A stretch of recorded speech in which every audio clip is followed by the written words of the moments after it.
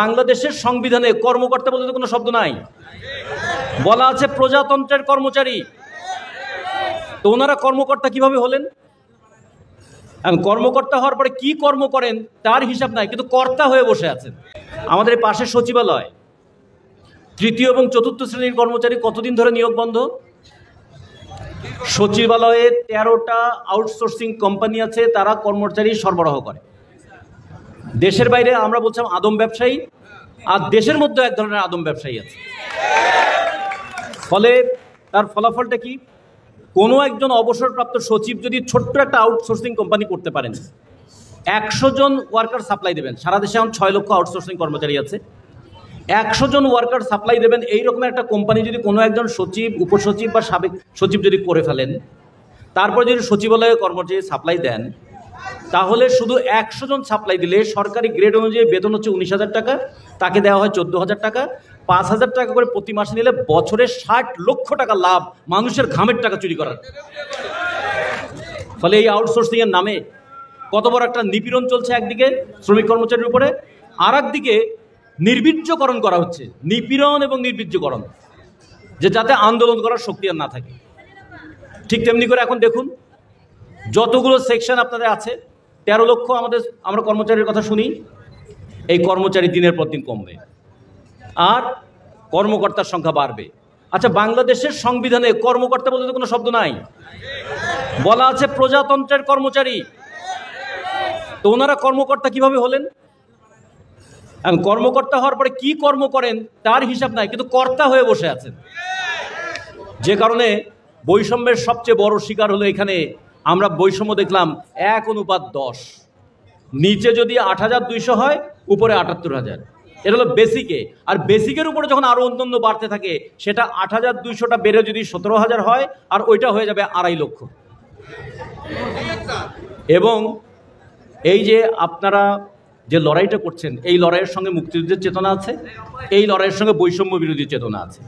দুই চেতনা একত্রিত হয়ে আপনাদের অধিকারের চেতনা তৈরি হয়েছে। আমরা একটা কথা বলতে চাই, আপনারা হচ্ছেন প্রজাতন্ত্রের কর্মচারী, কোনো দলীয় কর্মচারী নন। 15 বছর আপনাদেরকে দলীয় কর্মচারী বানানোর চেষ্টা করা হয়েছে, দল দাসে পরিণত করার চেষ্টা করা হয়েছে। ভবিষ্যতেও কি এইরকম দাস বানিয়ে রাখা হবে? এক দাসত্ব থেকে গিয়ে আর এক দাসত্বের কবলে গিয়ে আমরা পড়ব? তার মানে আমরা আমাদের অধিকারের কথা বলবো, আমাদের ন্যায্য অধিকারের কথা বলবো। এবং ওই যে আওয়ামী লীগ যাওয়ার সময় শেষ পর্যায়ে এসে একটা নতুন আইন নিয়ে এসেছিল, অত্যাবশ্যক পরিষেবা বিল। আমরা লড়াই করে সেই অত্যাবশ্যক পরিষেবা বিল ঠেকিয়েছিলাম। এখন আবার নতুন করে একটা আনার চেষ্টা করা হয়েছে, 8 দিনের নোটিশে একজনকে কর্মচ্যুত করার বিল।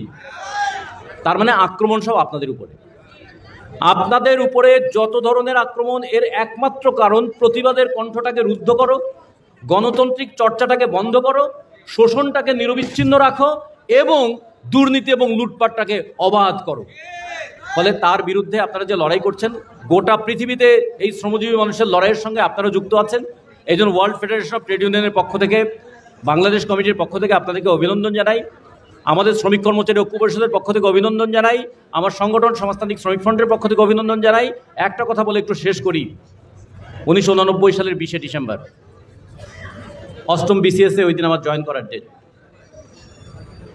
সামনে তখন প্রশ্ন, স্বৈরাচার বিরোধী আন্দোলনে থাকবো নাকি একজন বিসিএস কর্মকর্তা হব। ছাত্র আন্দোলনের নেতা হিসাবে, কর্মী হিসাবে সেই দিন সেই পথে ছিলাম।